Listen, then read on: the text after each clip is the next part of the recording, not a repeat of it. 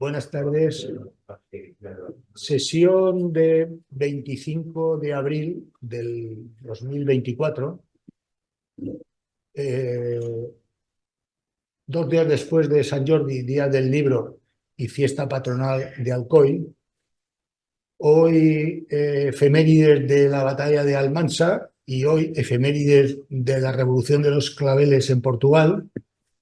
Pues vamos a celebrar aquí la charla que inicialmente estaba prevista la participación de la arquitecta Mar Santamaría, como tenéis en el programa que el museo editó en tiempos. Le surgió el no poder venir porque estaban en un proyecto en Europa o no sé dónde, y fiché a Paco, que me temía cuando pensé, no sé sé que la fiesta de Alcoy la han trasladado a fin de semana. Yo eché cuentas y dije, 25 de abril, pero no, aparte de que ya me explicó que iba fuera, etcétera. Bueno, entonces el título de la charla es otra, el ponente es otro, y El sueño de la modernidad, relatos de un puente, es el título de este libro, y el contenido de este libro es la tesis doctoral de Paco Pico, o de Francisco Pico. Este es el libro que Paco tuvo a bien regalarme en tiempos. Lo he leído, incluso diría que subrayado, a lápiz, pero subrayado. Y el contenido es muy interesante. No lo digo porque esté Paco delante, lo diría igual y más si no estuviera. No lo digo más porque si no va a subirle el ego. Recomiendo, cuando tenéis ocasión, su lectura. Ha regalado un ejemplar a la biblioteca del MACA.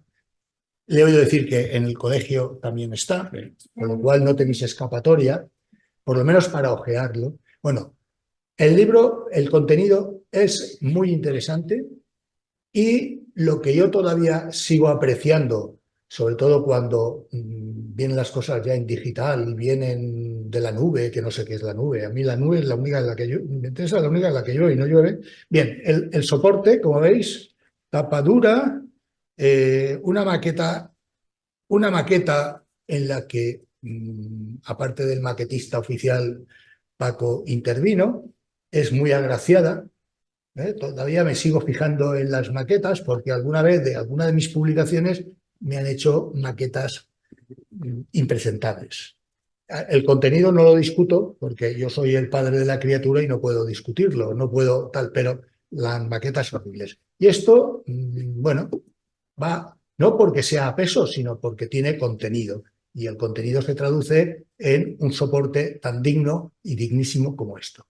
Y como no habéis venido a escucharme a mí, sino a escuchar a Paco y el sueño de la modernidad acerca del puente de San Jordi, pues, Jordi, tienes la palabra, eres el ponente. El tiempo es libre y no nos tiran, aunque Arantxa incluso a veces nos deje y se va. Pero tenemos todo el tiempo. Bueno, pues muchas gracias. En primer lugar, tengo que agradecer al MACA, al Colegio de Arquitectos, por supuesto, a Santiago Varela por esta solución de urgencia que me honra muchísimo. Y bueno, y sobre todo a toda la gente que está aquí y la que no está aquí, pero está prestándome su atención en este evento que no sé si va a ser de su agrado o no, pero en fin, lo vamos a intentar. Y es verdad que hoy es 25 de abril. La primavera siempre es muy republicana, no solo porque la batalla de Almansa acabó con nuestro Oremus, nos quitaron los fueros en aquel momento, pero también porque en la primavera, se instauró la Constitución de Cádiz en el 19 de marzo, que es el día de San José, por eso se llamaba la Pepa. Y de algún modo la Constitución de Cádiz tiene algo que ver con Alcoy y con la historia que voy a contar, porque allí mismo estaba estudiando en la Escuela de Ingenieros Militares en Cádiz un personaje de vital importancia para el desarrollo urbanístico y cultural de Alcoy, que fue Juan de Subercase, que después, con el tiempo, no solo hizo infraestructuras importantes en la ciudad, sino que fue el responsable de la iniciación de lo que ahora es la sede universitaria de la Universidad Politécnica de Valencia, pues allá por el año 1850 y tantos, que es muy contemporáneo, por ejemplo, del momento en el que se creó el Instituto Politécnico de Milán, ¿no? Por ir centrándonos en lo que les voy a ir contando. Después, el 14 de abril es el aniversario de la Segunda República,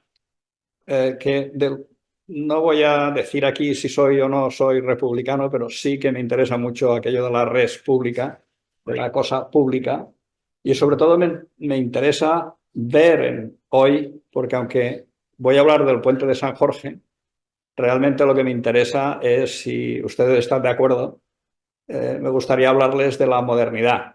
Y al final de la modernidad se desprende lo que es la arquitectura y muchas otras cosas que tienen que ver con el puente, ¿no? Aunque parezca mentira, voy a hablar de un puente, pero al final les voy a hablar de arquitectura. Y también Santiago ha dicho que hoy es el 50 aniversario de la Revolución de los Claveles, que fue una revolución pacífica y, y como muy sentida, ¿no? Dentro de ese entusiasmo, ¿no?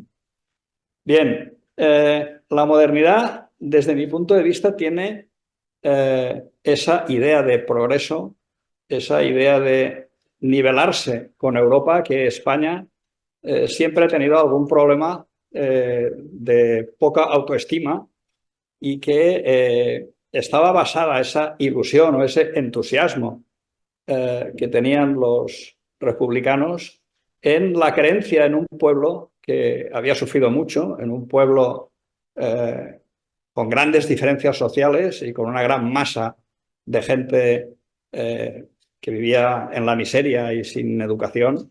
Y sobre todo los ideales más interesantes desde el punto de vista de la modernidad son aquellos que tienen que ver con la educación en la libertad, ¿no? Estoy hablando de ahí pone Antonio Machado, porque sobre todo Antonio Machado fue un personaje que pensaba que el ejercicio de su magisterio, de ser maestro delante del pueblo para educarles, no instruirles, podía provocar ese entusiasmo que nos llevaría a la libertad y a la felicidad, ¿no? Es también una cosa muy interesante las crónicas que hablan sobre ese entusiasmo desde de los escritos de Manuel Chávez Nogales, ¿no? En la forma de tratar todas las diferencias sociales y todas las inquietudes que había en torno a ese sentimiento de la res pública, ¿no? Bien, el título de la conferencia, que se llama El sueño de la modernidad, bueno, Santiago me dijo, tienes que poner un título literario, ¿no? Claro, un título literario, uno empieza a darle vueltas y realmente no es el título del libro. El libro tiene como segundo título, ¿no? La fortuna de la modernidad en Alcoy, ¿no? Claro, el sueño es aquello a lo que aspiramos, ¿no? Aquello que, sobre todo los arquitectos, tenemos la intención siempre desde que empezamos a estudiar la carrera de este sueño de conseguir ser progresista, de ser moderno, de estar en la última, de dominar, de poder equipararse con todas las otras naciones que siempre han sido, en teoría, más avanzadas que la nuestra, ¿no? De alguna manera también la fortuna tiene que ver con el destino, ¿no? Por ejemplo, estos días en las fiestas de Alcoy hay un saludo oficial que es aquello de el moro le dice al cristiano cuando entabla la discusión, le dice fortuna favorable, ¿no? Como diciendo que tu destino sea muy favorable, ¿no? Bien, así que el problema es el destino, dónde quedan aquellos ideales o cómo se transforman, ¿no? Y en ese sentido tengo que decirles que la modernidad se entiende como un momento vibrante de emoción en el que ocurrió todo, ¿no? Ayer hubo una conferencia en Madrid dentro de Arquía que hablaron unos cuantos personajes de estos célebres, Rafael Moneo Ángela García de Paredes y Pepe Blanco, y hablaron también un poco de la modernidad, ¿no? En ese sentido, querían expresar a todo el público pues esa intensidad creativa que hubo en los años entre las dos guerras mundiales, o más bien en los años de la posguerra de la Gran Guerra, de la Primera Guerra Mundial, ¿no? Y eso ocurría también aquí, ocurría en toda España, en las zonas más metropolitanas, ¿no? Por ejemplo, también es el centenario, ahora que estamos hablando de efemérides, del edificio de Carbonell, que todo el mundo conoce de aquí. Carbonell fue un empresario alcoyano que, bueno, en aquellos tiempos de locura creativa, pues se trajo al COI, por ejemplo, a un ruso blanco que estaba intentando ganar dinero por Europa, que era Arthur Rubinstein, a hacer unos conciertos que el hombre ofrecía. De manera que hasta los propios empresarios tenían esa sensibilidad para saber qué es lo que hacía falta dentro del mundo cultural, ¿no? Y es el tiempo, por ejemplo, en que Fernando Cabrera, el pintor Cabrera alcoyano, pues exhibe en la Feria Universal de San Francisco, pues El Santo del Abuelo, que es uno de los grandes cuadros. Entonces, lo que quiero decir es que ese nivel de entusiasmo cultural era típico de una época. Ayer, Rafael Moneo decía que fue un momento que era muy parecido al que se produjo en Florencia en el Renacimiento, ¿no?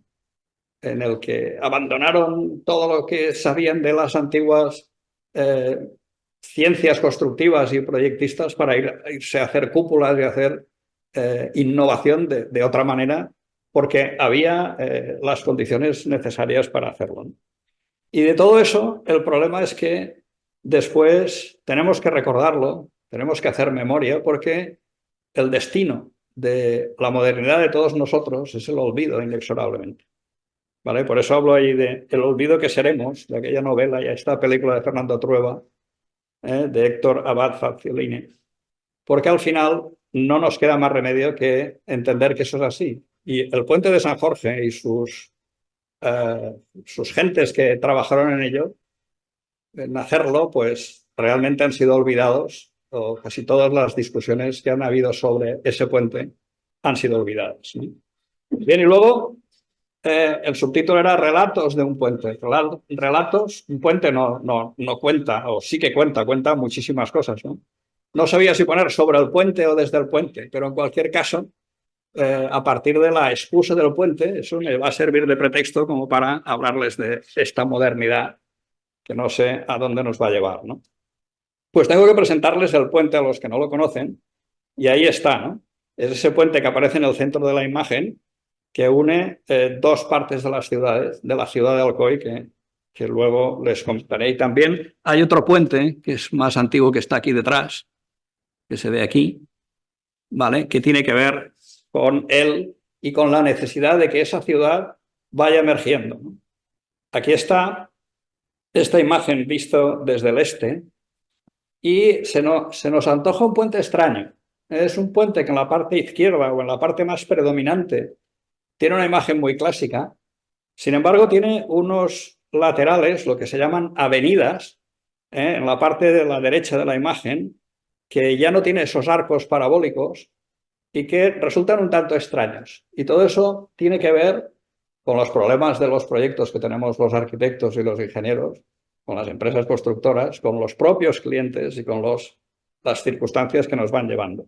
Una cosa interesante es que este puente inaugura, junto con el anterior que hemos visto antes, algo que mis amigos arquitectos alcoyanos llamamos la cota de servicio de la ciudad, que es que, si ven, por debajo del puente hay una carretera, y aquí abajo, en la parte inferior izquierda, hay un puente antiguo del siglo XIX, que era la entrada desde Valencia, el Pont de Cocentaina, que, digamos, era el circuito de entrada desde el norte hacia Alcoy, y la carretera que pasa por debajo del puente es la cota de abajo, que era una cota industrial. Al construirse el puente de San Jorge y el viaducto de Canalejas, que veremos después, pues esto sube la cota de servicio y la ciudad se conforma de otra manera, ¿vale? Bien, esto es una visión desde el oeste, y esta foto es indicativa de cosas extrañas, ¿no? Por ejemplo, el puente que hay abajo, inclinado, que es de más o menos reciente construcción, es de final del siglo XX, nos inquieta. A mí me inquieta muchísimo ver esta imagen porque nos descoloca la situación de arriba. Cuando la solución que había cuando no existía ese puente, la solución antigua, era un puente que había justo donde está hecha la fotografía, horizontal. Entonces había como más pendiente, más desarrollo de pendiente para subir hacia el centro de la ciudad. A la izquierda aparece una farola, que es uno de los ejemplos de lo que en Alcoy llamamos el mobiliario urbano autóctono, ¿no? Que tiene algo que ver con lo que veremos en este puente, ¿no? Que es esta castaña hecha con hormigón armado visto en esa época, ¿vale? Yo sostengo que es el primer puente hecho con hormigón armado visto con una decoración o con un estilo art déco, si se me permite que diga este concepto, ¿no? Y la historia de este puente, lo que les quiero contar hoy, que tiene que ver con la modernidad, es por qué es art déco, ¿no? Nos vamos acercando, viendo pues la potencia y la ligereza al mismo tiempo de estas pilas, ¿no? La visión lateral, como las cosas que no se ven de cerca, como son esas ménsulas del voladizo, también están tratadas con un cierto cariño. Y bueno, los elementos más importantes que la gente que usa el puente puede tocar, puede oler, puede sentir, ¿no? Como es esta coronación en las defensas de las zonas donde están las pilas, la farola o incluso en los centros de los arcos, como es el caso de esta decoración, ¿no? Bien. Bueno, pues si se paran a pensar en estas imágenes que se ven, las pilastras y las barandillas de las defensas, que son unas defensas bastante altas, pues bueno, uno no puede dejar de pensar en que eso es hormigón fundido, que tiene un encofrado y que por lo tanto tiene una medida súper estricta y súper calculada. Utilizaron módulos de encofrado para hacer esto y claro, todo el puente tenía que estar completamente medido, dividido en sus partes y eso llevaba un trabajo desde el propio arquitecto cuando dibujaba cada módulo como de la empresa que hacía los encofrados, ¿no? Para que todos estuvieran en su sitio, teniendo unas holguras muy pequeñas en determinados sitios, ¿vale? Y luego está algo que Andrés, que está aquí y justo conocen, que es la voluntad de ese puente de ser una calle, que seguramente no la tenían los arquitectos o los ingenieros del momento desde el principio, pero ha resultado así. Y es importante porque las defensas son altas, están como muy... tienen como muchos pliegues y muchas sombras y dan la sensación de que uno sigue caminando por una calle cuando utiliza el puente, incluso cuando va con un coche, ¿vale? Lo vamos a ver ahora, ¿no? La fotografía de la izquierda es entrando desde la zona del ensanche hacia el puente y la de la derecha es la salida o la entrada hacia el puente desde la izquierda, ¿no? Entonces, cuando uno va avanzando, se encuentra con estas defensas que tienen 2 metros de altura o más, ¿vale? La foto de la izquierda es más antigua, la de la derecha es de hace pocos meses. Es extraño que no haya gente en la fotografía cuando normalmente el puente está lleno de gente. Y también es extraño el cambio de uso que ha tenido esta calle, porque ahora predomina mucho el tráfico rodado y antes era una calle muy peatonal. De vez en cuando pasaba un coche, entonces te subías a las aceras para defenderte un poco de la llegada del coche. Pero yo he visto aquí en este puente pues las ferias, la feria de los tío vivos y de las casetas de feria de cuando se hacían las fiestas de moros y cristianos, por ejemplo. Es un sitio donde se plantaban castillos de fuego. Era casi una especie de Ponte Vecchio en determinados momentos, ¿no? Por lo tanto, era un espacio urbano muy, muy urbano, muy perteneciente a la ciudad, ¿no? Desde el punto de vista de la ingeniería también es muy estilizado para la época. Si se dan cuenta en el arco parabólico, es extremadamente fino Ahora les voy a enseñar unas cuantas imágenes de puentes contemporáneos, un poco anteriores y un poco posteriores, Y ahí está el trabajo importante también de la ingeniería, ¿no? En esos momentos que el hormigón armado está empezando a dominarse, el esfuerzo por ir a los cantos mínimos, a hacerle trabajar al hormigón al máximo con la menor sección posible, ¿no? Bien, pero ¿por qué el puente de San Jorge? ¿No? Pues bueno, aquí tenemos la ciudad de Alcoy en 1864 y ven, esta zona es la zona más antigua y aquí están los primeros ensanches de la ciudad del siglo XVIII y del siglo XVII, ¿no? El puente se va a colocar aquí, en esta zona de aquí, ¿vale? En esta zona que voy marcando. Pero aquí ven el primer camino de ensanche que hay por aquí y esto es lo que traza Juan de Subercase, ¿vale? Juan de Subercase es un ingeniero, que les he dicho antes, que tiene cierto protagonismo en las Cortes de Cádiz y sobre todo porque acaba siendo el alumno preferido de Agustín de Betancourt, que es el gran ingeniero español que después hizo el trazado y las infraestructuras de San Petersburgo, ¿no? Así que es un personaje realmente importante. Y otra cosa que quiero que vean es en esta zona de aquí, esta cosita que hay aquí al este de la ciudad, esto es los secaderos de la tintura y de la lana tintada de la Real Fábrica de Paños, que en Alcoy tiene una franquicia, que es la Casa de la Boya, que es la casa que sellaba la calidad de los paños que se hacían en Alcoy, de los tejidos, con el sello de la Real Fábrica de Paños, ¿no? Lo digo porque es importante para el futuro, ¿no? Bueno, en 1875, muy poco tiempo después, 5 años después de la publicación del ensanche de Barcelona de Cerdá, aparece este ensanche de Alcoy junto con otras ciudades menores, en torno a Barcelona sobre todo, y este es el plano en el que ya se traza esa necesidad de tener un puente que aquí se ve la parte antigua de la ciudad con el futuro ensanche. Hay como 2 zonas de ensanche, pero voy a pasar a un plano posterior, que es este, que es un poco más apócrifo, en el que se ve la ciudad, el centro de la ciudad, y aquí estaría el trazado del puente de San Jorge, ¿vale? Y aquí está otro puente y esta zona, este rectángulo de aquí es el que les he dicho antes el secadero de la Real Fábrica de Paños, ¿vale? Claro, la primera zona de ensanche de la ciudad prevista es esta zona que estoy marcando aquí. Esta es la segunda, o sea, llegando a través del trazado de las calles que hace Subercase, y la tercera zona de ensanche sería esta. Claro, el azar hizo que el puente de San Jorge se hiciera antes y entonces esta fuera la primera zona de ensanche de la ciudad. ¿Se ha visto aquí? ¿Lo habéis visto cómo lo he marcado? Bien, este es el puente del viaducto. Ahora viene el desfile de modelos de puentes más o menos coetáneos con los que tenemos que ver este puente. Es un puente metálico.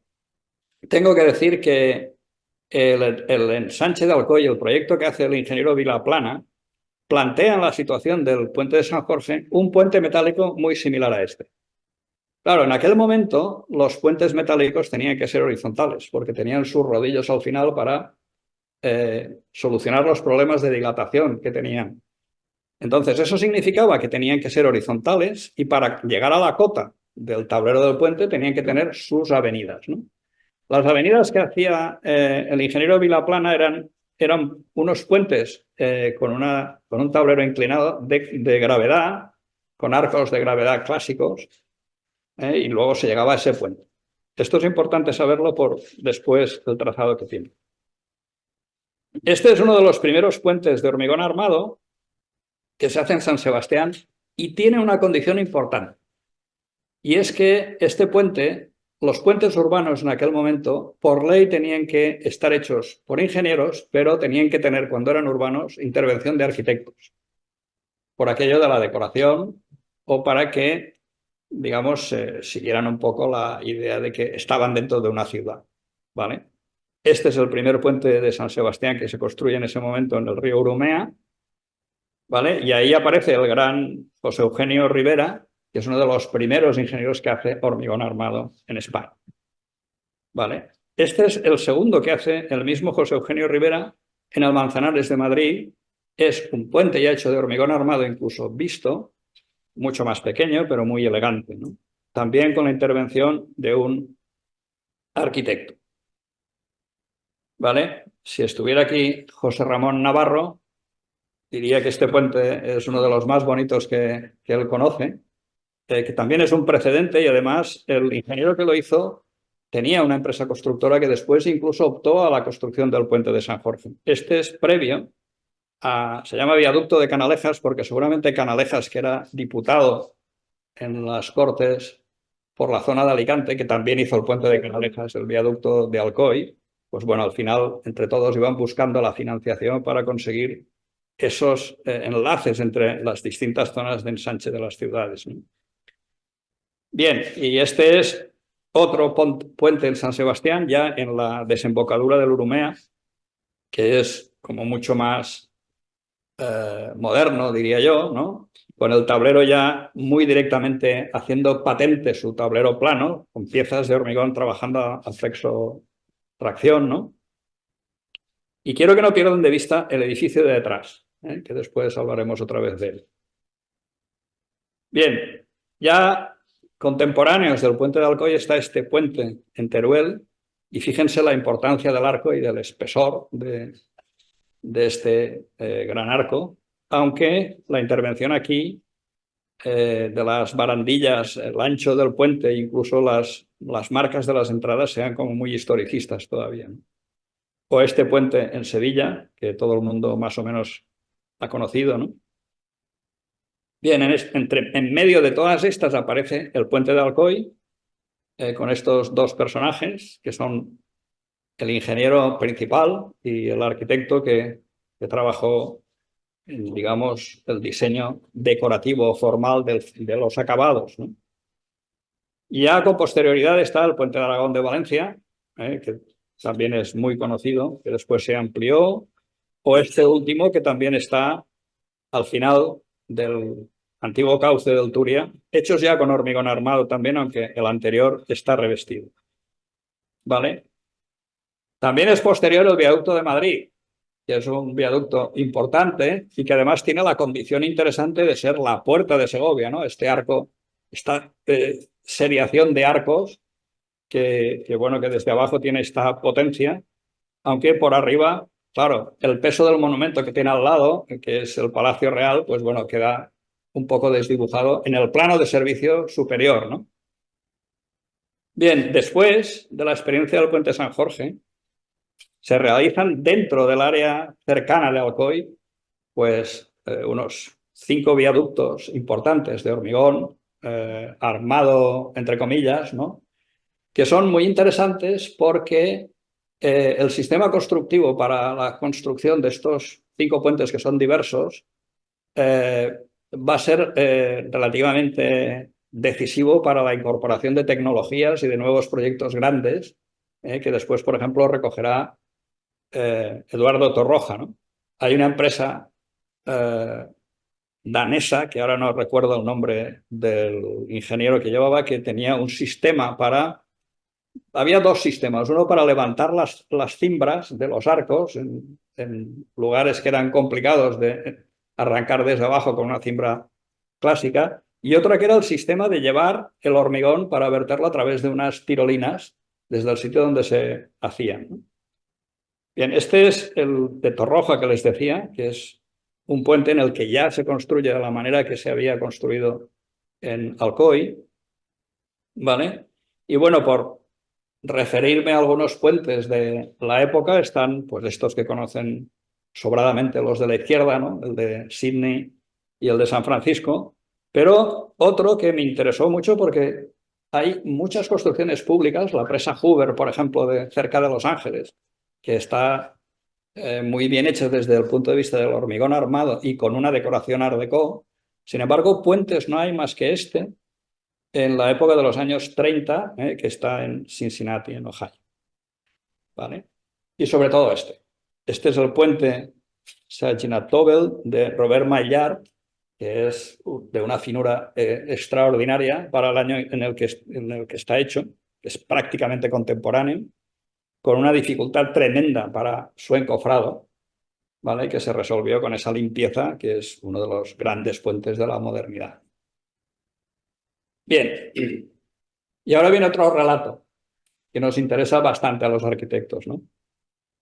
La empresa constructora. ¿Cómo llega una empresa constructora y aparece? Bueno, este puente es un puente que, como digo, está marcado en el ensanche y la ciudad de Alcoy va intentando construir ese puente porque lo necesita para, igual que necesitó el viaducto de Canalejas, porque el de Canalejas se me ha olvidado contar cuando lo hemos visto antes, que para llevar la lana a secarse al secadero desde el centro de Alcoy había que bajar unos 50 metros de pendiente y volverlos a subir con carros y carretas, y aquello dificultaba muchísimo el trabajo. Así que la tenencia de un puente hacía que eso fuera muy fácil y con lo cual se abarataban costes, de manera que había una intención funcional, ¿no?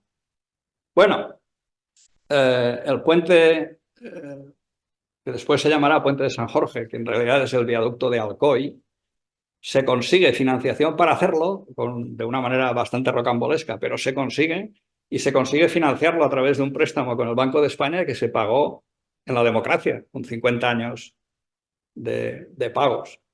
Bien, para hacer ese puente ocurre una cosa fantástica y es que hay en Pamplona una empresa de carpintería, carpintería de armar, que con ocasión de la construcción estratégica de una fábrica de cementos cercana, deciden algo que es bastante eh, lógico, diversificarse, ¿no? Esto que es muy de ahora, ¿no? Diversificarse y decir, bueno, nuestros carpinteros podían ser capaces de hacer encofrados, por supuesto, ¿vale? Así que se dedican a hacer encofrados y a trabajar el hormigón, que es el nuevo material que funciona por ahí. Y empiezan a trabajar para el Banco de España. Son gente que construye estructuras, fundamentalmente de hormigón, ¿no? El Banco de España de Madrid. Y en un momento dado, muy cercano al año 22, están trabajando en la cimentación del Banco de España de Murcia. Entonces, bueno, en Alcoy están ahí intentando sacar a concurso el puente de San Jorge y, bueno, tienen la suerte de, en el momento justo, de sacar el proyecto de las escuelas industriales, que es un edificio en el que se van a formar aquellos ingenieros que tienen que trabajar en las empresas industriales alcoyanas, a través de la fundación que les he dicho antes, de esta escuela que fundó Juan de Subercase. Y precisamente se va a hacer ese edificio en ese rectángulo que hemos visto antes donde estaba el secadero de la lana. Y allí empieza a construirse en el año 23, es decir, hace 100 años, 101 años, la cimentación del edificio de las escuelas industriales. Y se queda la obra una empresa, la empresa que se llama Herroz y San Martín, se queda la cimentación de... Herroz y San Martín después acabará siendo Construcciones San Martín, que duró hasta hace nada. Yo todavía hablé con Julio San Martín III, ¿vale? Que, bueno, pues al final no sé si siguen existiendo como tal filial de la empresa ACS de Florentino, ¿no? O sea que es una empresa que ha durado muchísimo tiempo. Bueno, estando haciendo la cimentación, esta empresa constructora dice, necesitamos un arquitecto que esté a pie de obra y que nos controle un poco la situación, ¿no? Esto es bastante común incluso ahora, ¿no? Y entonces llaman a un arquitecto local, que es Vicente Pascual, y Vicente Pascual se encarga de supervisar un poco lo que se estaba haciendo allí según el proyecto de quien fuera, que era, bueno, quien fuera no, era un arquitecto madrileño, ¿no? De raíz valenciana. Bien, entonces Vicente Pascual, que es un arquitecto local importante y muy conocido, empieza a decir con sus relaciones con estos dos empresarios, Julio San Martín y Secundino Herroz, dice, vosotros nos presentaríais a hacer el puente este que tenemos entre manos, ¿no presentaríais vosotros un proyecto y alguien que lo llevara adelante? ¿Vale? Bueno, pues así ocurre. Pero claro, la empresa constructora dice, nosotros para presentarnos aquí vamos a hacer una cosa estupenda y es para que nuestra empresa tenga carácter vanguardista y moderno, lo que vamos a hacer es contratar a un ingeniero joven, al número uno de su promoción, que tengamos cerca, e intentaremos que, como la ley dice que tiene que haber un arquitecto, que también sea lo mismo, ¿no? Claro, esto nos ocurre incluso ahora y siempre pensamos, buscamos a un arquitecto moderno y potente, o buscamos un arquitecto doblegable, barato y que podamos exprimir, ¿no? Bueno, es un poco una oportunidad que ocurrió en los dos sentidos, ¿no? Al final, realmente el ingeniero, que es Carmelo Monzón, fundamentalmente, y Vicente Redón, pues es el número uno de su promoción, es un bravo ingeniero muy especializado en en las nuevas maneras de hacer cálculos de estructura. Los cálculos de estructura se hacían hasta el momento con elementos, vaya, se hacían de manera gráfica incluso, a través de esquemas geométricos se podía saber las dimensiones que tenía que tener un arco, sobre todo cuando eran puentes de gravedad. Pero Carmelo Monzón ya está experimentado en resolución de ecuaciones complicadas y cálculos complicados y estas cosas. Aunque él lo que le importará sobre todo es esa finura del arco que hemos visto antes, ¿no? Cómo hacer que el hormigón trabaje a tope, aunque no está seguro del todo, y resolverá el puente como si fuera un puente de gravedad en la parte de los arcos, sin llegar a hacer que el puente trabaje a tracción en ningún momento. ¿Vale? Bueno, Vicente Redón es un socio suyo que aparece allí, que después desaparecerá enseguida, después del primer proyecto, porque el destino lo lleva a los ferrocarriles navarros, en fin. Y luego abajo en pequeñito tengo ahí a Alfonso Peña Boix. Alfonso Peña Boix es un ingeniero del Cuerpo de Ingenieros del Estado, porque cualquier puente que se hiciera tenía que estar supervisado en manos de un arquitecto, de un ingeniero importante que fuera del Cuerpo de Ingenieros del Estado. Los ingenieros salieron de los militares, del ejército, y entonces a partir de ahí se creó este funcionariado. Alfonso Peña fue el primer ministro de Obras Públicas de Franco, en el gobierno de Burgos.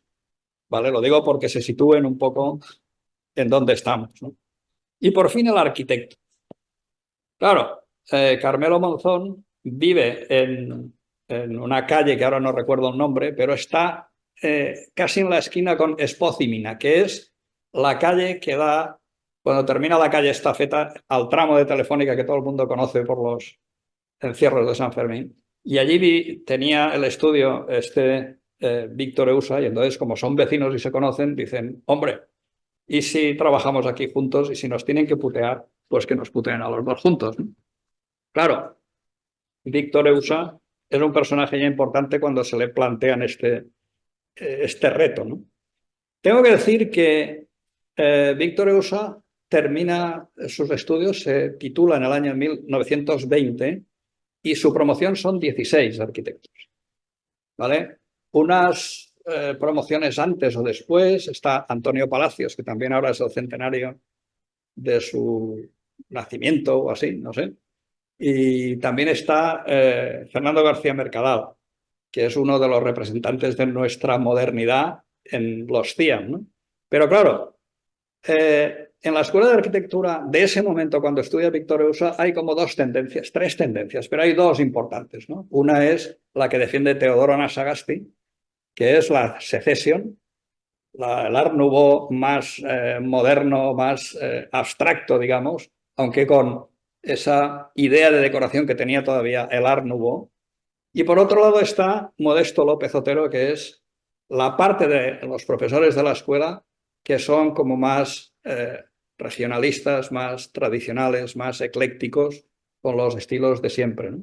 Y en medio de todo eso está el debate con Leonardo Rucabado por aquello del nacionalismo español. En aquel momento, en la modernidad del Art Nouveau, que también fue una modernidad en un determinado momento, eh, pues tiene unas reacciones nacionalistas, que es algo que todos entendemos ahora también, ¿no? En contra de esa modernidad, y aparecen pues esos estilos eclécticos que pretenden que sean españoles autóctonos y que sean la verdad del universo formal de España, ¿no?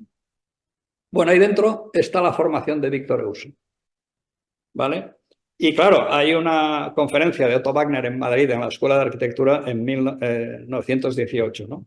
Que esto revolucionó un poco el sentimiento de esos pocos estudiantes de arquitectura que había entonces allí dentro, ¿no? Que casi prácticamente pues éramos más o menos los que estamos aquí, ¿no? Yo no soy Otto Wagner, pero vaya, ni ustedes son estudiantes de arquitectura tampoco, ¿vale? Claro, Otto Wagner tiene como dos discípulos importantes. Uno es Joseph Hoffmann y otro es Joseph Plotnik. Hoffman es un personaje que dentro de la secesión deriva hacia lo más abstracto, hacia ese lenguaje que vendrá después, que es la modernidad, de una manera mucho más radical. Joseph Pletnik es más académico, si quieren, acaba yéndose a Praga y hace allí unas operaciones bastante interesantes, incluso después en Ljubljana, ¿no? En la capital de Eslovenia. Y el díscolo entre todos estos, el independiente, es el personaje de Adolf Loos, que a todo el mundo nos encanta porque ese es el primer radical que sí que después será el responsable de que esas ideas modernas tengan una contundencia como era la propia contundencia de su persona, ¿no? Bien, les he dicho antes que tenía que ver no perder de vista este edificio porque nada más terminar la carrera, al año siguiente, en 1921, Víctor Eusa con otro arquitecto gana el concurso para construir el Cursal de San Sebastián, el Casino de San Sebastián. San Sebastián, la ciudad donde veranea la corte y los reyes, cerca de toda la costa oeste francesa, de Biarritz, de todo este glamour aristocrático, si quieren. Bueno, pues aparece este edificio. Y claro, Herroz y San Martín dice, hombre, si tenemos de vecino de este ingeniero fantástico al que ha ganado el Cursal, estos nos tienen que hacer el puente. ¿Vale? Bueno, aunque esta foto es muy posterior, esta es nuestra Quinta Avenida, en la Gran Vía de Madrid, que esta foto es del 33 porque está el edificio de Gutiérrez Soto al final ya construido. Pero este es el ambiente de Madrid y bueno, y lo que había. No he traído una foto de la Quinta Avenida de ese momento porque en realidad la Quinta Avenida correspondiente al ambiente de aquí sería de 1900 y pico, que es el día de la inauguración del Flatiron, del edificio este que tiene forma de pico. Pero bueno, y ayer Rafael Moneo decía que echaba de menos de aquel momento el Madrid entusiasmante de nuestros padres, que sería de mis abuelos o de los padres de Rafael Moneo. Esto es una foto del bar de Chicote, y ahí tenemos a Chicote. Y esa foto es que dice muchísimas cosas. Las cocteleras, las señoritas que hay en la barra, que hay una que lleva sombrero, pero otra no, ¿eh? Las chicas empezaron a quitarse el sombrero en los años 30 y tuvieron algunas, las apedrearon en la Puerta del Sol, ¿no? Entonces, este es el ambiente de la modernidad. Y para ir más allá, quiero que se fijen en el ventilador y en el reloj que hay al fondo. El ventilador es un diseño de la AEG, diseño industrial, hecho por el estudio o el departamento de I+D+I de la AEG, que estaba capitaneado por Peter Behrens. ¿Vale? Claro, ahí es muy importante. Antes he hablado del libro del olvido que seremos, aquí viene el segundo libro de la exposición, que es La teoría y diseño arquitectónico en la era de la máquina. Rainer Banham, el gran historiador, que después de ese libro dijo ya muchas tonterías, pero ese libro es básico para entender lo que fue la modernidad, ¿no? Lo que fue la explosión de las vanguardias y cómo los arquitectos se liaron en ese momento con ese entusiasmo por el nuevo universo formal que se estaba creando, ¿no? Bien, lo de la máquina lo digo porque ese ventilador no tiene precedentes históricos. Entonces, esas formas que parecen máquinas empiezan a venderse de una manera distinta. Fíjense, la modernidad también se expresa en la forma de vender. Estos productos se producen industrialmente y se hacen muchísimos y se venden en centros comerciales tipo el Corte Inglés, ¿vale? La Samarita en Le Printemps en París, los grandes edificios masivos de venta a las que va la gente de la clase media y empieza a utilizarlos porque les ayudan en su vida a vivir mejor, pero tienen una estética maquinista que empiezan a aceptar cotidianamente y detrás de eso está lo que los teóricos llamamos la aceptación de las vanguardias. Por lo tanto, la vanguardia, que es ese nuevo universo formal, empieza a aceptarse popularmente. Y eso empieza a ser para todos. Ayer hablaba también Ángela García de Paredes, que en ese momento una de las cosas importantes es que la arquitectura incluso es la arquitectura para todos. La ciudad en el ensanche, las grandes Siedlungens, las Hofes vienesas, las viviendas populares, las viviendas públicas. Y hablando de esto, algo muy actual, ¿no? Por ejemplo, hace unos 6 meses estuve viendo precios de alquiler europeos y si las grandes ciudades, Madrid, Barcelona, Londres, París, estaban alrededor de 28 euros metro cuadrado mes de alquiler, en Viena el precio estaba entre 6 y 8 euros. ¿Por qué? Pues porque en el momento que se hicieron las HOFES, las viviendas populares o las viviendas públicas de la Viena Roja que se llamaba, pues se hicieron 60.000 viviendas en Viena. Todavía son públicas, están en manos del ayuntamiento y eso es un regulador de precios. Así que eso era modernidad también, arquitectura para todos, ¿vale? Con esa estética de la máquina. Bueno, vamos a nuestro relato, ¿no? En 1924, Víctor Eusa acaba este edificio cuando ya está trabajando desde agosto del 23 en el proyecto del puente de Alcoy. Es este, ahí ven el edificio de la Compañía Vasco-Navarra de Seguros, arriba a la izquierda el edificio cuando se terminó, a la derecha la coronación, que está prácticamente sacada del Palacio Stocklet de Hoffmann o de la central de correos de Otto Wagner en Viena, y a la izquierda abajo está el edificio tal como está ahora, ¿no?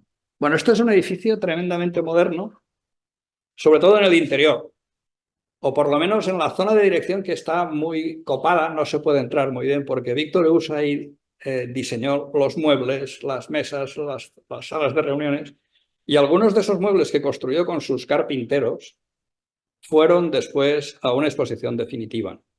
Así que si ven la foto de la derecha y ahora vemos esto, pues ahí tenemos algunas relaciones que ocurren, ¿no? De dónde está esa idea de ese universo formal moderno, cómo se va a transmitir después.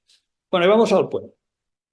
Esta es la visión desde la Plaza de San Jorge, de cómo era en ese momento, antes de empezar el puente. Aquí ven que falta una casa, ¿vale? Esto es la calle desde el centro histórico y allá al fondo donde está la manita se ve una especie de terraplén, ¿vale? Esto va a ser importante para el puente, para el diseño del puente. Aquí tenemos la planta de donde va a ir el puente. Esta es una calle que se va a abrir, se va a hacer una gran vía alcoyana con poco éxito, se va a abrir dentro del centro histórico esa llegada, ¿vale? Este será el puente que tendrá 175 metros y desde aquí para allá es una cosa que no se va a encargar a los proyectistas ni a la empresa constructora. Ahí se va a colocar un terraplén, porque en aquel momento los terraplenes en Alcoy eran un negocio importante, los vertederos de tierras, ¿vale? Entonces entendían que en vez de hacer avenidas para llegar al puente, como marcaba el ingeniero Vilaplana en el proyecto del ensanche, pues había que utilizar la tecnología que había en el sitio y el negocio del pueblo. Así que el puente se saca a concurso solo lo que son los 175 metros, ¿vale? Y aparece este primer diseño, ¿vale? A la izquierda ven esto de aquí, que es el terraplén. Esto que ven aquí es el terraplén que había que hacer. Esta altura tiene unos 45 metros, ¿vale? Así que no sé si se imaginarán el terraplén, pero era algo completamente imposible de hacer en aquellos momentos. Este puente, este diseño del puente, que ahora veremos en alguna foto más, yo creo que es dubitativo. Ahí Víctor Eusa no se atreve a ser moderno todavía, ¿vale? Es un puente ecléctico, ahí ven que tiene esos tirantes sevillanos y esas decoraciones de las defensas, ¿vale? Aquí está la planta del puente, a la izquierda está la zona donde irá el terraplén con esas pilas dubitativas que ahí Carmelo Monzón se lo deja un poco entrever. Esta es la parte del centro histórico, que tiene un pequeño pasaje, ¿vale? Y esta es la sección del tablero del puente, en el que a la parte de la izquierda se ven unas molduras de la salida del balcón y de los tirantillos aquellos de la Feria de Sevilla, ¿vale? Que están totalmente codificadas y dibujadas por Víctor Eusa en sus trabajos del estudio, ¿no? Pero ven que el tablero es una viga de hormigón completamente definida, ¿no? Bueno, estos son planos del proyecto, incluso de la cimbra y de los detalles del armado y de cómo tenía que ir el asunto, ¿no?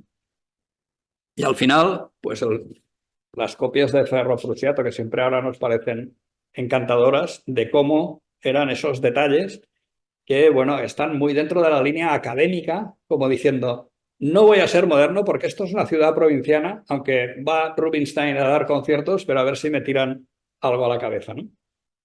Bien. Bueno, aquí tenemos una imagen del puente contratado con la imagen del terraplén, que se ve apenas, ¿no? Se ve ahí, se ve aquí este terraplén y toda esa zona que hay atrás, ¿no? Que era una cosa que era bastante común en la ciudad. No les voy a explicar cuántas zonas hay rellenadas en Alcoy de ese momento, pero es muchísimo lo que hay, ¿vale? Y la obra. El inicio de la obra, a ver, el proyecto se encarga en el 23, se entrega en febrero del 24 los planos que acabamos de ver y se inicia la obra el 1 de diciembre del 25, ¿vale? En medio ha pasado una cosa importante. Pero vamos a ver cómo se inicia la obra. Y ahí ven en la fotografía de la izquierda que no tenemos ninguna sola máquina. Todo eso era pico y pala.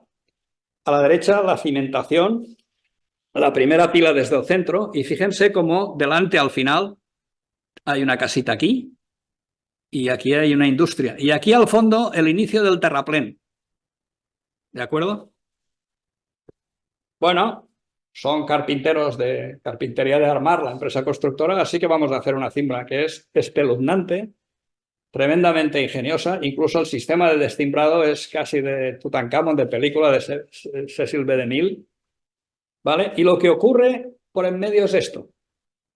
Entre abril y octubre del 25 aparece la Exposición Internacional de las Artes Decorativas e Industrias Modernas de París. Y a esa feria acude Víctor Eusa con los muebles que había diseñado y aprovecha la visita a París para ver París, ¿de acuerdo? Esto será definitivo para Víctor Eusa y cuando vuelve de París cambiará el proyecto de arriba abajo, ¿vale? Allí, en París, verá el Teatro de los Campos Elíseos y, sobre todo, el Teatro de la Exposición Universal de Perret, Auguste Perret, que es uno de los grandes hombres del hormigón armado, ¿vale? Y fíjense si se fue impresionado que si conoció este trabajo posterior de Perret, después influyó en su trabajo, como es el edificio de la derecha, que es el Colegio de los Escolapios de Pamplona, que está justo detrás de la Plaza de Toros, que es un edificio magnífico hecho con hormigón visto, con ladrillo y con zonas enfoscadas, ¿no? Bien, a partir de ahí, Víctor Eusa tendrá su universo formal a medias entre lo que se llama el protorracionalismo, Berlage, la Viena Roja, el Secundino Suazo con la Casa de las Flores, estas cosas, mezclado con el hormigón armado, ¿no? Incluso cosas supermodernas como el Casino Eslava de la Plaza del Castillo, que en la Plaza del Castillo es moderno, pero en lo que da a la calle Estafeta es tradicional. ¿De acuerdo? Bien, en enero de 1926, un mes después de empezada la obra, los del terraplén se echan atrás y ven en este plano cómo ya el terraplén se ha ido con 2 tramos hacia atrás, ¿vale?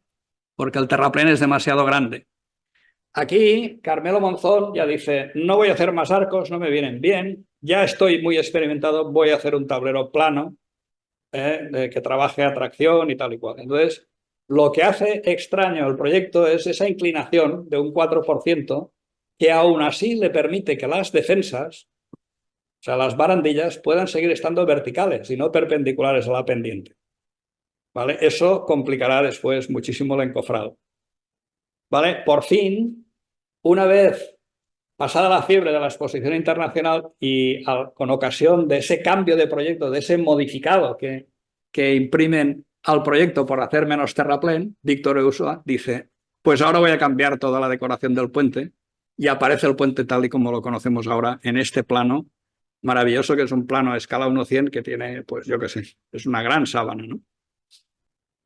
Las supercimbras, ¿vale? Impresionantes el montaje. Aquí se ven en el año 26, que en Alcoy se llama l'any de la nevada, porque pegó un temporal de nieve brutal, y aquí damos fe. Al final está el terraplén todavía pequeñito, no sigue avanzando el terraplén, lo ven allá al fondo con la nieve, y la casita de abajo que todavía existe, ¿vale? Y bueno, este es el encofrado de los arcos, con su montaje, con una seguridad y salud en el trabajo tremenda para lo que estamos pensando en estos días, ¿no? Todavía será peor lo que viene después, ¿no? Y aquí ya con el hormigón echado y con la gente por ahí trabajando, ¿no? Bien, aquí tenemos los arcos ya hechos con los arranques de las pilastras y estos son planos casi del final de obra, con el tablero. Fíjense que ahí se ven algunos encofrados de las zonas de las piezas estas. Tengo que decir que es un hormigón armado acabado con mortero. O sea, no sale en las defensas, en lo que toca a la gente, en lo que está alrededor, el hormigón está acabado. El hormigón bruto que se ve con las tablillas está por debajo, pero arriba está muy bien acabado. ¿Vale? Y aquí se ven algunas piezas de los encofrados, esos cuadraditos de las barandillas que hemos visto antes, ¿no? Con unas vías centrales para llevar las vagonetas de materiales, ¿no? Bien, el puente, la obra de hormigón se termina a principios de julio del 27. Un año después se hace la recepción provisional y en octubre se hace la prueba de carga y tal y cual. Y el terraplén, como ven en la fotografía, no está terminado. Y no se terminará hasta 1931, 15 días después, o sea, por ahora, hace 93 años, después de el éxito de los ayuntamientos del Frente Popular bueno, del Frente Popular, no, de la República. ¿Vale? Bien, pero ¿cómo termina esta historia? Pues bastante mal. Carmelo Monzón, es una lástima porque Carmelo Monzón a esta obra venía prácticamente todos los meses. Y para mí sería importante encontrar relatos, que no los hay, de qué pasaba cuando venía. Seguramente dormía en el Hotel Internacional, que ya no existe, comía con alguien, con restaurantes del momento. En la obra del puente trabajó mucha mano de obra local, que después aprendió mucho y que siguió haciendo construcciones. Por lo tanto, ahí había una transferencia de tecnología brutal. El puente sobraron 6.000 pesetas de casi cerca de 2 millones de pesetas que costó todo en aquel momento. Y la empresa Erroz y San Martín construyó el templete que hay en la Glorieta con el mismo sistema de hormigón. Ahí no trabajó ni Carmelo Monzón ni Víctor Eusa, pero sí que hubo después el intento de hacer otro puente, que es el Pontón de San Jaime. Y ahí no fue la misma empresa constructora. Ahí ganó una empresa valenciana de estas muy duras, muy tremendas, que tardó más de 6 años en construir el puente, que se las hizo pasar canutas a Carmelo Monzón y que además, como no le pagaban los honorarios que él quería, lo que hizo fue buscar a un arquitecto local, que fue César Cort, el urbanista. Y a César Cort se le cayeron los voladizos y todas las defensas, porque consintió en hormigonar los voladizos con independencia del tablero, con lo cual se generó una junta tremenda y aquello fracasó. Carmelo Monzón no quiso saber nada más de todas estas empresas y tuvo un problema. Mientras yo estaba trabajando en esta tesis, apareció el tercer libro de la sesión de hoy, que es Inés y la alegría de Almudena Grandes.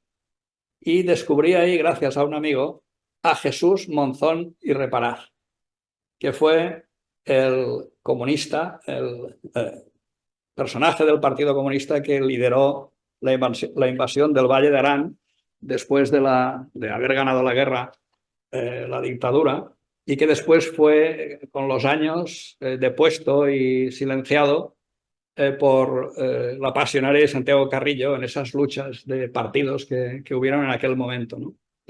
Bien, el hecho de que Jesús Monzón, que era el hermano pequeño de la familia, de una familia, sobre todo la familia Reparaz, que era supercatólica y que de alguna manera dio soporte al general Mola, pues claro, tener en el alzamiento del 18 de julio, pues hizo que Carmelo Monzón después fuera un personaje no saludable, ¿vale? Así que Carmelo Monzón no construyó nada más como firmante, como ingeniero.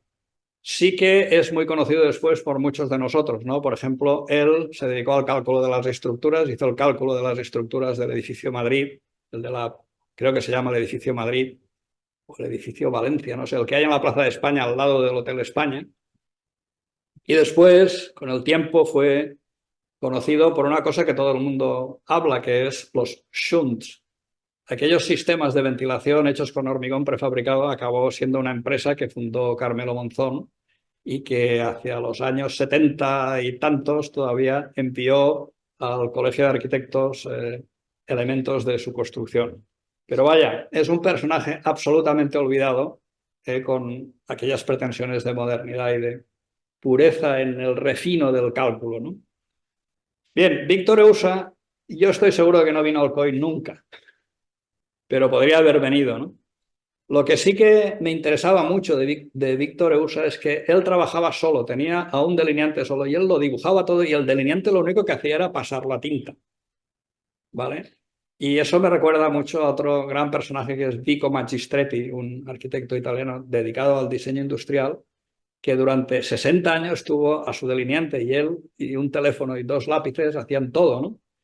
Y bueno, además es muy gracioso porque este delineante, en Italia no se llaman delineantes a los delineantes, sino se llaman geómetras, que es una cosa como mucho más poética, ¿no? Entonces, Víctor Eusa trabajó así y tenía muchísimos, pues no sé, probablemente hizo más de 300 proyectos importantes y todos sus planos y sus dibujos estaban en la casa de Rozzi de Spozi Mina, que era un cuarto piso, y cuando ya en los años 70 pues estaba mayor, se trasladó a vivir a la Plaza del Vínculo en Pamplona, en una casa con ascensor. Entonces estaba absolutamente olvidado y despreciado por las nuevas generaciones y su mujer le dijo, ¿qué hacemos con todos estos planos? Bueno, pues la empresa de la mudanza acabó con ellos, con lo cual se perdió material maravilloso. Bien, la conclusión de todo esto es que el puente de San Jorge y estas imágenes que hemos visto de ese universo formal pues han tenido derivaciones contemporáneas. Y con el tiempo, yo estoy seguro que el puente, probablemente no he tenido tiempo, pero ya, porque esto es un trabajo ingente, de ver durante los años de construcción toda la prensa del momento, porque seguro que hubo gente que lo puso a caldo, ¿no? Sobre todo porque era extremadamente moderno para la época. La verdad es que no he encontrado nada porque tampoco lo he buscado, pero lo que sí que sé es que con el tiempo ese universo formal ha calado en la memoria de todos los habitantes, ha calado en mí y en mucha gente, ¿no? De manera que incluso ahora aparecen estas cosas que ha hecho nuestro compañero Manolo Vidal, ¿no? Hace ya tiempo, ¿no? Pues este universo formal del mobiliario urbano, que aparecen en Alcoy, estas locuras que utilizamos para transformar el espacio urbano en las fiestas de moros y cristianos. Todo esto forma parte de este universo formal, de aquella modernidad como recobrada después de la instauración de la democracia, ¿no? ¿Vale? Bueno, quien conozca un poco Alcoy y todas las fases y todas las cosas que se han hecho durante los años 80 y años 90 del siglo pasado, pues este homenaje, esta absorción memorialística de esa modernidad se ha hecho ciudadana, ¿eh? De manera que incluso, bueno, que a cualquier persona de a pie, de estas que aceptó las vanguardias, a partir de la democracia en Alcoy, que nadie le toque este mobiliario urbano, porque eso define la identidad propia, ¿no?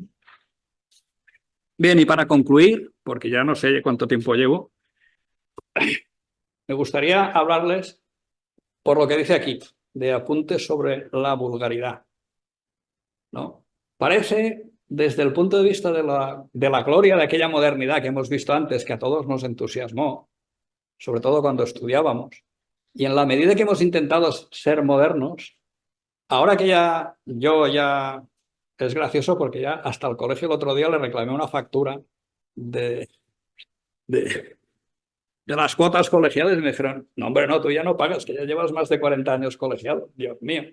Entonces ya nos hemos hecho un poco mayores y entonces parece que mi generación empieza a ver algo como que las cosas no están claras, que no se hace la arquitectura que se hacía antes, que no es el tiempo de ese renacimiento que decía Rafael Moneo ayer, de la modernidad, que ahora hay como un cierto desencanto sobre eso. Porque todo parece como muy banal, muy vulgar. Yo diría que estamos en un momento eh, prometedor, en el sentido de que aunque parezcan amenazas la inteligencia artificial y que incluso ya los clientes nos vienen con los proyectos y los 3D hechos, y aunque los códigos técnicos y todas las cuestiones que tienen que ver con nuestro trabajo nos mueven la mesa del arquitecto donde dibujamos y nos destrozan un poco el asunto, yo creo que estamos en una situación semejante a la que hizo florecer ese entusiasmo en los años 20, porque estamos en una crisis, si quieren ustedes, de la vulgaridad normal, por lo que todo el mundo entendemos, pero tenemos unos problemas sociales importantes como es la gentrificación, los sueldos de los jóvenes, la necesidad de vivienda, que son muy similares y muy críticos, igual que en el momento de la tuberculosis y de la aglomeración de las grandes ciudades que hicieron necesarias esas JOFES, esas nuevas ciudades modernas, que no sabemos cuándo llegarán. Incluso nos ha cambiado la manera de esa estética de la máquina, que ahora tenemos otra estética que está vinculada también a otra forma de venta, que es la venta online de todas las cosas que se compran. Antes eran los grandes almacenes que he dicho antes. Entonces, estamos en un momento crítico, pero yo creo que esto, hay un filósofo contemporáneo que se llama Javier Comalanzón, que es el director de la Fundación Juan Marc de ahora, que en sus últimos escritos reivindica lo vulgar como un revulsivo. O sea, la vulgaridad lo que llevará es lo que llevó al crecimiento de ese entusiasmo moderno, era la vulgaridad del eclecticismo mal utilizado. Las cosas que llegaban a las provincias, de aquello que decía la academia, la imitación, todo eso hizo que al final apareciera alguien que revolucionó la historia contra esa vulgaridad. Y por otra parte, cuando yo era pequeño, en la profesión, estuve una vez cenando con Carlo Aimonino, el arquitecto este de la tendencia, amigo de Aldo Rossi y demás. Y claro, yo que era joven y tal, empezaba y le decía, ¿qué ha sido de los arquitectos italianos como Ignacio Gardella, como no sé, como tantos, como Gio Ponti, como Rogers, como todos los grandes conocidos del momento? ¿Qué pasa en Italia? Entonces Carlo Aimonino dijo, no pasa nada, ya no hay grandes arquitectos como aquellos, pero lo que sí que hay es un nivel de la mediocridad mucho más alto, y eso es muy bueno para la ciudad y para la sociedad. Muchas gracias.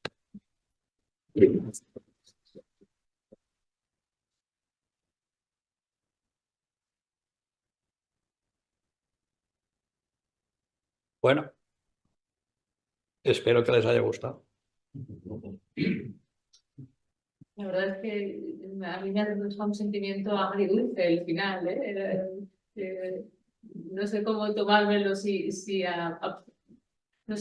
lo que nos estabas transmitiendo era a positivo o a negativo. Como estaba... No, positivo. Positivo. Positivo. Me ha quedado así una Mira, añoranza, ¿no? yo creo que estamos los arquitectos ahora, fíjate, desde mi punto de vista, fíjate, tenemos proyectos pequeños, no tenemos proyectos grandes que permitan mantenernos. Y cada vez son más complejos, que hacen falta que haya más gente con procedimientos más complicados que tienen que ver después algunos funcionarios que tardan mucho en verlo. Todo se ralentiza en un momento en que tenemos máquinas que lo pueden resolver. Entonces, ¿cuál es el problema?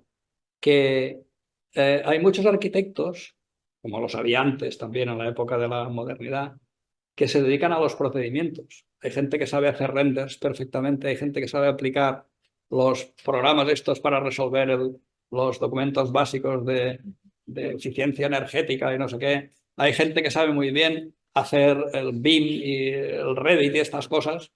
Sin embargo, el tiempo de la creación del proyecto, el tiempo de lo que es el anteproyecto, de cómo se define y sobre todo cómo se define pensando en cómo se construye, que es lo más, desde mi punto de vista, lo más importante de esta revolución moderna del siglo XX. A eso se dedica poco tiempo, porque nos mueven la mesa los teléfonos y todas estas cosas. Pero sí que hay gente que esas cosas las conoce y las sabe utilizar. En ese sentido, me gusta mucho poner un símil, que es la educación musical. hay gente que sabe tocar un instrumento, sabe tocar varios instrumentos, pero al final el problema es tener una orquesta y componer la sinfonía que se va a tocar. Entonces, para componer uno tiene que conocer los instrumentos y tiene que tener una educación de conocer la historia de la música para saber que cuando utiliza el instrumento no desafina. ¿Vale? Entonces, a veces la gente se pierde en el procedimiento de cómo se toca el instrumento y no en la composición, que es lo que nos interesa para ser modernos de verdad. El tiempo del proyecto, si lo contamos estadísticas, que estamos trabajando en la concepción de cómo se va a construir esa arquitectura, es, no sé, aproximadamente el 30% como muchísimo con respecto al esfuerzo que hay que hacer para acabar con todo lo demás. Cuando apareció la inteligencia artificial, yo decía, Dios mío, Santiago, que es un viajero estupendo, nos hemos ido siempre a viajar a ver una obra de Alto al quinto coño para... Seguramente ahora lo podemos ver en la pantalla directamente. Y podemos saber hasta las... Fíjate que ahora vamos a una obrita de una reforma de un baño y hacemos fotos, nos hacen fotos, nos graban y toda esa documentación está ahí en la nube. ¿Y quién la va a ver después? Pues no lo sé. Entonces hay muchísima información que es difícil de codificar después que nos puedan servir, pero estoy seguro que, no sé, es que si antes costaba encontrar un libro de Julio Carlo Argan sobre Walter Gropius, es que ahora aprietas dos teclas y te sale. Pues lo mismo serán las imágenes. Entonces, todo eso puesto al servicio de ese tiempo que hay que trabajar en el anteproyecto me parece algo maravilloso, pero hay que dedicarse a eso. Y todo eso uno se tiene que ganar el jornal para hacer eso, no puede ir mendigando déjeme hacer un certificado de eficiencia energética por 200 euros, por favor. ¿Vale? Yo soy optimista en ese sentido, pero reconozco que aquel entusiasmo, aquella fuerza que tenían estos diseños, incluso de personajes que tampoco han sido tan modernos y tan importantes como Víctor Eusa, pues bueno, están ahí, ¿no? O sea que soy optimista. Sí, sí. Paco, volviendo, bueno, magnífica la intervención, comparativa con actuaciones más allá de Alcoy. Volviendo al Alcoy, sí que has dejado, has hablado, sí que quisiera que profundizaras algo más. Sí. Has hablado de Puente de Sant Jordi, sí. que has dejado, y al fondo se Puente de Cristina, Sí. creo, si no me equivoco, era el Puente de Cristina, porque era el que estaba en San Vicente. Bueno, nuestro predecesor, el arquitecto municipal alcoyano, cuando estabas hablando de esto me estaba acordando de él y ahora se me va el nombre. Pepe Brié. No. Vicente Pascual. No, el que hizo el libro sobre evolución urbana de Alcoy. José Cortés. José Pepe. José Cortés. Bien. Él establecía el cambio de cota entre los puentes menores medievales, sí, y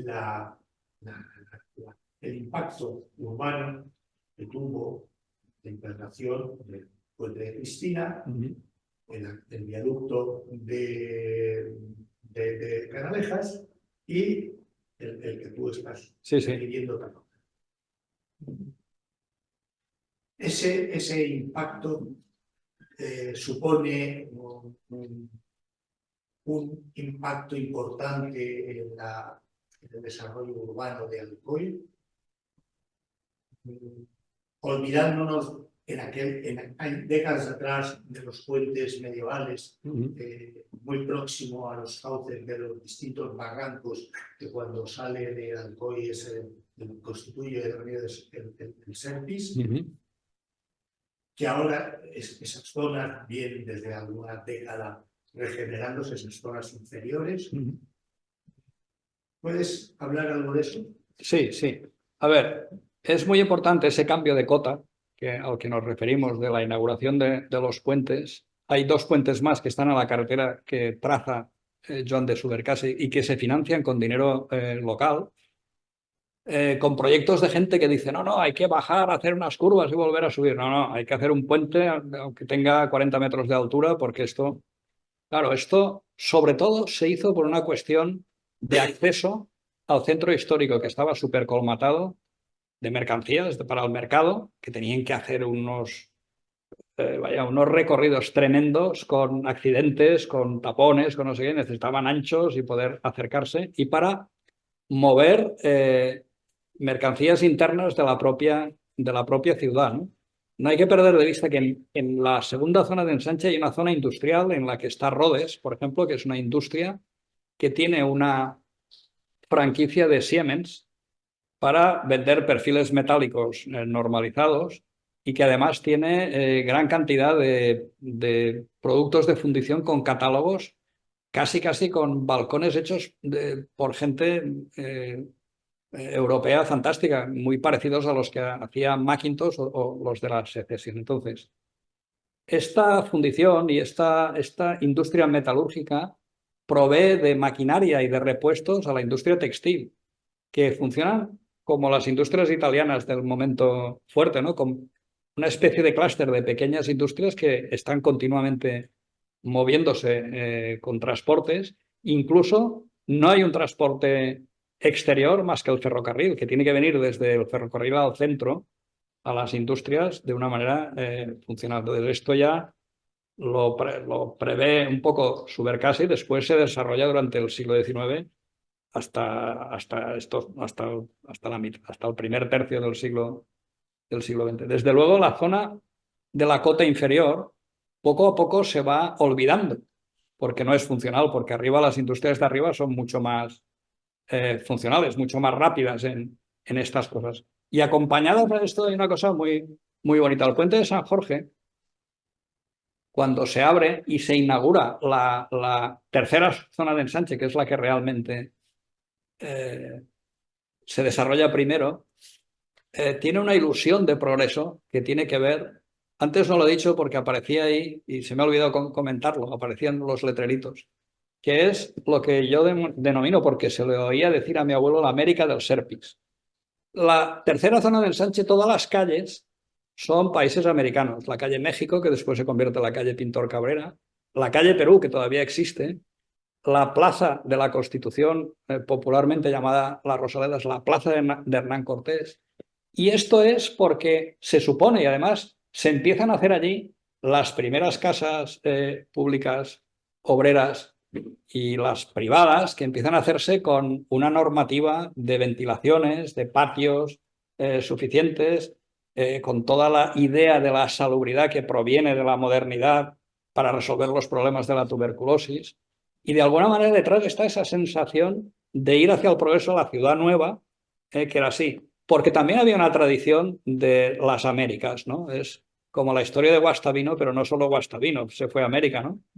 Hay una gran aventura divertidísima y poco conocida de gente de los valles de alrededor, ¿no? Alcoyano, los valles, la Vall de Gallinera y hasta Pego, que se fueron antes de los años 20 a Estados Unidos.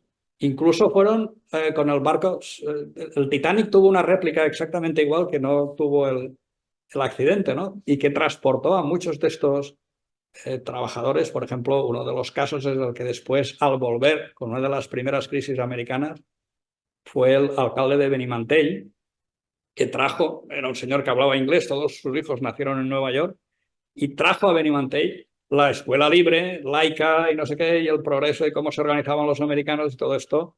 Claro, fue una cosa tremenda que después desapareció. Incluso es muy gracioso en las calles, lo digo por lo de los relatos estos que estamos diciendo, en la República, en Alcoy, cuando gana el Frente Popular cambian los nombres de las calles. Entonces, por ejemplo, San Nicolás se llama Wilson, la calle Wilson, del presidente americano de entonces, ¿no? Y es muy gracioso porque la calle San Nicolás tiene un tramo pequeño arriba que se llama San Nicolauet. Entonces, popularmente aquello era la calle Wilsonet, ¿no? O sea, hay detrás, hay toda una serie de historias desconocidas que se han perdido, que tienen que ver con ese desarrollo urbano que propiciaron estas aventuras tremendas, ¿no?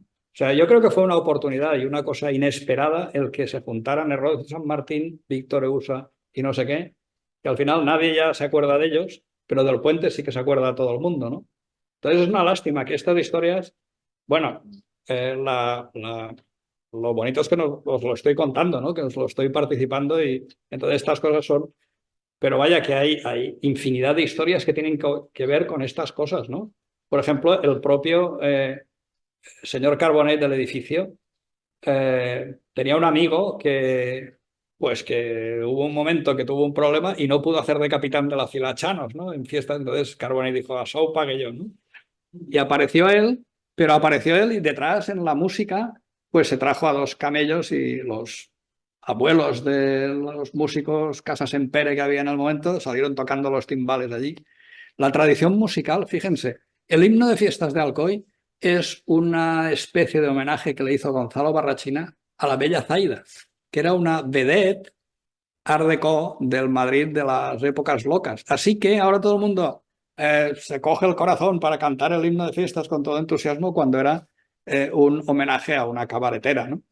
Estas cosas son las que tienen que ver con ese entusiasmo que se vivía en una ciudad que movía mucho dinero y que tenía un gran potencial que en ese momento era posible para hacer ese tipo de ciudad que se propició gracias a estas actuaciones urbanísticas, ¿no? De los puentes y bueno, que tienen que ver con Joan de Subercase, el Eixample sobre todo que ya lo traza, y la suerte, por eso digo la fortuna de haber hecho coincidir a Víctor Eusa la exposición de París y estas historias, estos relatos que he contado. ¿Vale? Justo. Sí, el puente ha necesitado grandes intervenciones estructurales. Actualmente, bueno, cuando estudié con el 22, yo creo que actualmente tiene muy buen aspecto. Pero creo que últimamente se ha rehabilitado las partes decorativas superiores, ¿no? Pero la estructura ha necesitado algún tipo de intervención importante o mantiene un aspecto sano de comienzo. A ver cómo lo digo. A ver, el puente, yo creo, junto con algunos que tratamos del asunto, que tiene una parte, sobre todo la parte esta que no son los arcos, que ha estado muy castigada durante muchísimos años por una empresa que había abajo que se llamaba La Estambrera, que era una empresa de pinturas que desprendía mucho vapor de agua.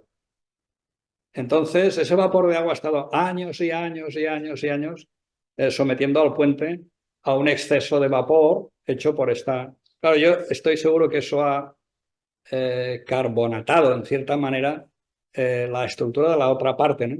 El puente en sí se ve en la zona de los arcos perfectamente, ¿no? Porque supongo que en aquel momento los recubrimientos eran más grandes todavía que los que exige ahora el código estructural, ¿no? Y de hecho, en las intervenciones últimas que se han hecho, sobre todo en las defensas y en la calzada, que se ha hecho un refuerzo por arriba de la losa, claro, la parte de arriba está sometida mucho más directamente a las acciones de la lluvia y, claro, es un puente que tiene 100 años, ¿no?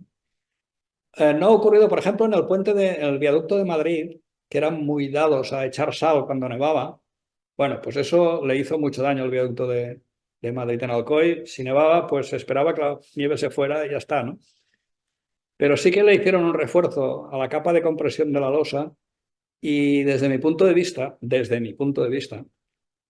hay una intervención en la parte inferior de las vigas de los tableros que están reforzados con fibras de carbono que se han quedado vistas.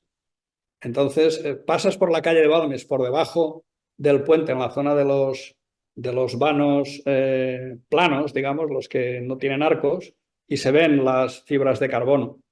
Bueno, son opciones que tiene el proyectista que decide en aquel momento hacer estas cosas. Ahí sí que creo que esa zona estaba tocada. No sé hasta qué nivel la cosa está más complicada. Lo que sí que voy a dar mi opinión, y es mi opinión sobre el tratamiento de las defensas, ¿no? Las defensas estaban muy tocadas porque, como digo, era un hormigón acabado que tenía bastante poro, entonces el agua con el tiempo ha ido entrando, ha ido oxidando las armaduras y aquello ha tenido históricamente muchas reparaciones y muchas roturas, ¿no? Incluso en alguna foto se veía su mal estado y además históricamente este puente ha estado atacado con cableados, con iluminación y tuberías que pasan de instalaciones de un sitio a otro clavadas por ahí de mala manera. Eso se ha eliminado ahora. Pero se ha hecho un tratamiento desde mi punto de vista que seguro que es muy efectivo. Lo hizo la empresa Freyssinet, que es una empresa históricamente estupenda para estas cosas, pero la sensación de tacto que tenía el puente antes se ha perdido. Al final, incluso las aristas, la protección que han hecho es como si lo hubieran encalado. ¿Sabéis esa textura que tienen las casas que se encalaban con todos los años y tal, que al final tenían un espesor sobre la mampostería? Pues algo así, se han perdido algunas precisiones en las aristas y tal. Pero bueno, es lo que pasa siempre en los proyectos. Incluso la coloración, que todo el mundo decía, no passa res, això quan embellisca s'igualarà el color. Pues sigue estando del mismo color después. Entonces se nota la franja restaurada, ¿no? No hay más precisiones sobre eso.